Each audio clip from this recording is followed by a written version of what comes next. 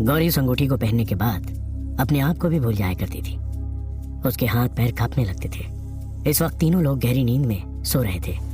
बाहर भयंकर बारिश हो रही थी। क्योंकि सिद्धार्थ का इन दिनों सामना भूतों से था, इसलिए वो पैरासाइकोलॉजी और भूत प्रेत से रिलेटेड बुक पढ़ा करता था। किताबें सिद्धार्थ की कमजोरी थी। वो ज्यादातर अपने ट्रैवल बैग में कुछ किताबें रख ही लिया करता था, या यूं भी कहा जा सकता है कि उसके ट्रैवल बैग में सबसे ज्यादातर किताबें ही हुआ करती थी। लगभग रात के 1 बज रहे थे। पहले दरवाजा खटखटाने की आवाज सुनाई दी और फिर सिद्धार्थ के कमरे का दरवाजा आवाज करते हुए अचानक खुल गया। दरवाजा खोलने वाला वहां पर कोई दिखाई नहीं दिया, लेकिन दरवाजे की आवाज से सिद्धार्थ अचानक उठकर बैठ गया। इससे पहले कि वो अपने बिस्तर के बाहर निकलता, उसने देखा कि गौरी उसके बेड के बगल में खड़ी हुई थी। गौरी कुछ अजीब तरह से सिद्धार्थ को देखकर मुस्कुरा रही थी। उसके होंठ सुर्ख लाल दिखाई दे रहे थे, लंबे काले बाल खुले हुए थे और लहरा रहे थे। सिद्धार्थ ने गौरी से पूछना चाहा कि आखिर वो इतनी रात में उसके कमरे में क्या कर रही है, लेकिन सिद्धार्थ कुछ बोल नहीं पाया। सिद्धार्थ के देखते देखते ही गौरी का चेहरा अचानक बदलने लगा। उसके हाथ पैर काले पड़ने लगे और उसके खुले बाल हवा में उड़ने लगे। उसका चेहरा बहुत ज्यादा बदसूरत और डरावना हो गया था। गौरी जोर जोर से हंसने लगी और सिद्धार्थ ने देखा कि गौरी अपने बड़े बड़े नाखूनों से उस पर हमला करने जा रही है। सिद्धार्थ ने गौरी को रोकने की कोशिश की, लेकिन उसके हाथ पैर बिल्कुल बेजान हो चुके थे। वो मदद के लिए चिल्लाने की कोशिश करने लगा, लेकिन उसके मुंह से आवाज ही नहीं निकल रही थी। गौरी सिद्धार्थ के पेट पर बैठ गई और उसने एक बड़ा सा खंजर निकाला और उसने वहां खंजर जैसे ही सिद्धार्थ के सीने में उतारना चाहा, अचानक सिद्धार्थ बहुत जोर से चिल्लाया और उसकी नींद खुल गई। सिद्धार्थ पसीने से लथपथ हो चुका था। घबराहट के मारे उसकी सांस फूल चुकी थी, लेकिन भगवान का शुक्र था कि यह महज एक सपना था, हकीकत नहीं। लेकिन सिद्धार्थ के चीखने के तुरंत बाद ही गौरी ने सिद्धार्थ के कमरे का दरवाजा खोला और अंदर आ गई। एक बात और जो अजीब थी वो ये कि सिद्धार्थ के सपने में भी गौरी ने सफेद कपड़े पहने हुए थे और अभी भी सिद्धार्थ के होश उड़ गए थे। उसे समझ नहीं आ रहा था कि अभी अभी जो उसके साथ हुआ वो दरअसल क्या था। अगले ही पल मिस्टर बजाज भी दौड़कर सिद्धार्थ के कमरे में आए। सिद्धार्थ, क्या हुआ? तुम इतनी जोर से चीखे? Are you okay? Mister Bajaj ने पूछा। कुछ नहीं, शायद मैंने कोई डरावना सपना देख लिया था। लगता है भूत सपने में ज्यादा डरावने होते हैं। इससे पहले कि सिद्धार्थ कुछ कह पाता, गौरी ने कहा, डैडी, मैं भी सिद्धार्थ की चीख सुनते ही यहाँ दौड़ी चली आई। चलो कोई बात नहीं। गौरी, सिद्धार्थ को पानी पिला दो और तुम अपने कमरे में जाकर सो जाओ। काफी रात हो चुकी है और हम सबको अब सो जाना चाहिए, मिस्टर बजाज ने कहा। अगले दिन सुबह सिद्धार्थ हवेली में वापस जाने के लिए तैयार हो गया था। उसके पैर में दर्द था और वो ठीक से चल नहीं सकता था, लेकिन वो बिना कुछ किए रह भी नहीं सकता था। जैसा कि उसने बूढ़े बाबा से कहा था, बाबा भी 10 बजे से पहले ही वहां पर आ चुके थे। वे दोनों ही वहां से निकलने वाले थे। तभी गौरी ने पीछे से आवाज दी, सिद्धार्थ रुको, मैं भी तुम्हारे साथ चल रही हूँ। डैडी की मर्जी तो नहीं थी, लेकिन मैंने उन्हें फिर भी मना लिया है, गौरी ने कहा। सिद्धार्थ उस तीसरे दरवाजा के पीछे क्या होगा ये सोचकर बहुत ज्यादा उम्मीद लगाए हुए था। उसे लग रहा था कि या तो उसे उसके पेरेंट्स मिल जाएंगे या उनके बारे में कोई ना कोई इंपॉर्टेंट इन्फॉर्मेशन जरूर हाथ लगेगी। जब गौरी उसके साथ एक बार फिर हवेली जाने के लिए तैयार थी तो सिद्धार्थ का कॉन्फिडेंस दोबारा बढ़ गया था। वे तीनों जल्दी ही फिर से हवेली में पहुंच गए। इस बार शुरुआत में तो कोई भी परेशानी नहीं आई और वे लोग तीसरे दरवाजे तक बहुत आसानी से पहुंच गए। पहली पूरी हो जाने के बाद उस तीसरे दरवाजे का ताला खुल चुका था। धक्का लगा के जब दरवाजे को खोला गया तो वहां का नज़ारा किसी कैद खाने की तरह था। एक ऐसा कैद खाना जहां पर फांसी का तख्ता अभी भी बना हुआ था। फांसी की रस्सी लटकी हुई थी, जहां तहां जंजीरें लटकी हुई दिखाई दे रही थी। दीवारों पर मकड़ी के जाल लटके हुए थे और ऐसा लग रहा था जैसे वहां पर एक सेक्रीफाइस अलर्ट और इसके आसपास कोई तलवारें रखी हुई थी जिस पर सूखा खून लगा हुआ था। शायद इसी सेक्रीफाइस अलर्ट पर लोगों के हाथ, पैर और गर्दन काट दिए जाते थे। वहां की दीवारों पर खून के धब्बे और चीटे जहां तहां दिखाई दे रहे थे। दीवारों पर अलग अलग तरह के चाबुक टंगे हुए थे। कुछ चाबुक मोटी रस्सी के थे, कुछ चाबुक में कीलें लगी हुई थी, कुछ चमड़े के चाबुक थे। ऐसा लग रहा था जैसे वहां पर लोगों पर बहुत सितम ढाए जाते रहे होंगे। वहां का मंजर किसी का भी दिल दहला देने के लिए काफी था। अंदर का नजारा देखकर वे तीनों सुन रह गए थे। इसके पहले का जो कमरा उन्होंने देखा था वो किसी आलीशान महल के कमरे की तरह दिखाई दे रहा था। इस कमरे और उस कमरे का कोई भी कंपैरिजन नहीं था। लेकिन एक बात जो दोनों कमरों में समान थी वो थी उन कमरों की मनहूसियत। जब सिद्धार्थ वहां पहुंचा तो उसे इस बात को समझने में ज्यादा वक्त नहीं लगा कि शायद उसके पेरेंट्स के साथ भी कुछ ऐसा ही कुछ हुआ होगा। लेकिन उस हवेली के बीचों बीच ये टॉर्चर रूम क्यों बनाया गया होगा? और अगर ऐसा था भी तो लोगों को वहां टॉर्चर पहले किया जाता रहा होगा। इससे सिद्धार्थ के पेरेंट्स का क्या लेना देना हो सकता था? जब सिद्धार्थ के दिमाग में ये सारे ख्याल चल ही रहे थे, उसी बीच वहां चाबुक चलने की आवाजें आने लगी और फिर लोगों की दर्द भरी चीखों से वो कमरा गूंजने लगा। कुछ लोगों की चीखने की आवाज आ रही थी तो वहीं कुछ शैतानों की जोर जोर से हंसने की भी। लेकिन थोड़ी ही देर बाद वहां पर वो हुआ जिसकी उन तीनों ने कल्पना भी नहीं की थी। उन लोगों के पैरों को भी मोटी मोटी बेड़ियों ने जकड़ लिया। वहां का शोरगुल और दर्द भरी चीखें और भी ज्यादा बढ़ गई।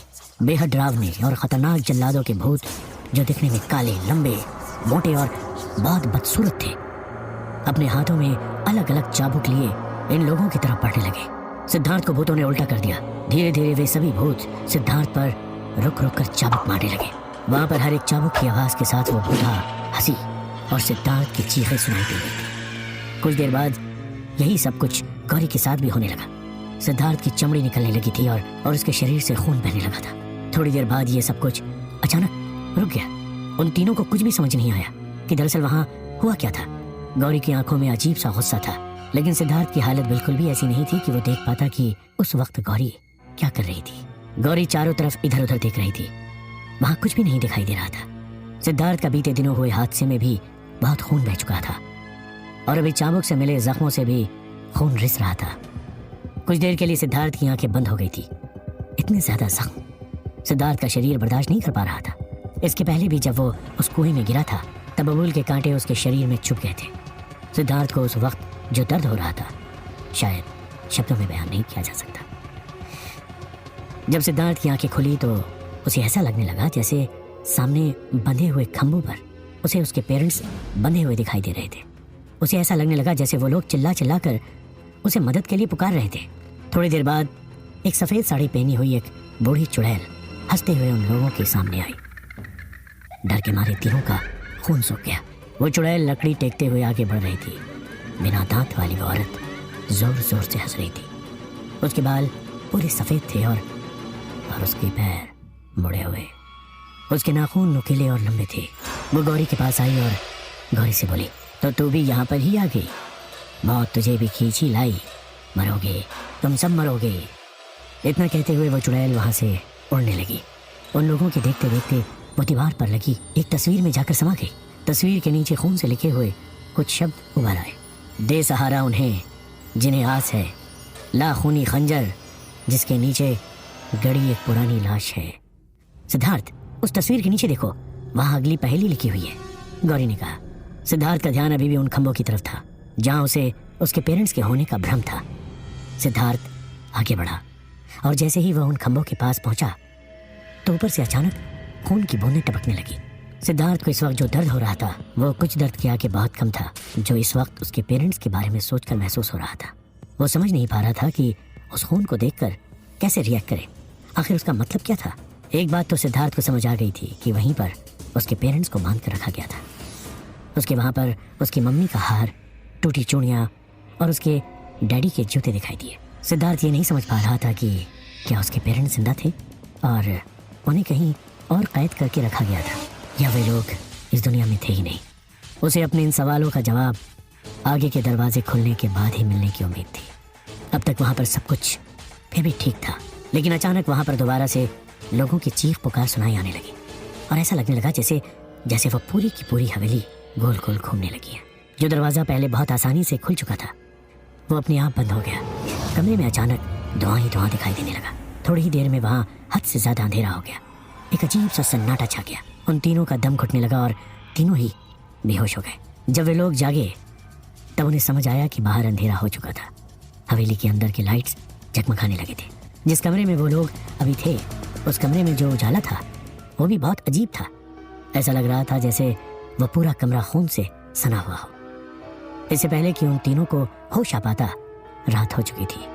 सिद्धार्थ उठो, गौरी उठो, जल्दी से यहाँ से निकलने की कोशिश करो। अब तक तो हम जिंदा बच गए लेकिन अब रात होने लगी है।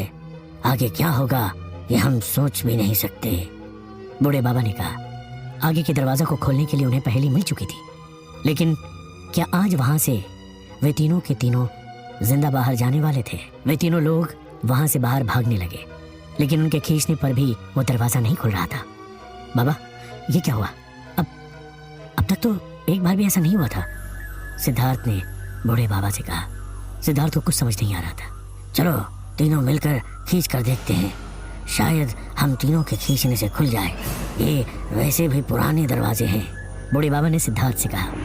जैसे ही तीनों ने मिलकर उस दरवाजे को खोला तो वो दरवाज़ा आवाज़ करते हुए खुला, लेकिन उसके पहले ही दोबारा वहाँ बहुत ज़्यादा अंधेरा हो गया। इससे पहले कि वो दरवाज़ा पूरी तरह से खुलता और वे लोग बाहर निकल पाते, एक और अनहोनी घटना हो गई। दरवाज़ा खुला, लेकिन दरवाजे के खुलते ही सिद्धार्थ और गौरी तो बाहर निकले, लेकिन बूढ़े बाबा उनको कहीं दिखाई नहीं दिए। सिद्धार्थ और गौरी भी वहाँ से ज़्यादा दूर नहीं जा पाए और हवेली के बाहर जाते ही सिद्धार्थ लड़खड़ा कर गिर गया। गौरी भी थकान से चूर हो चुकी थी और उसे भी कब नींद आ गई उसे कुछ होश ही नहीं था।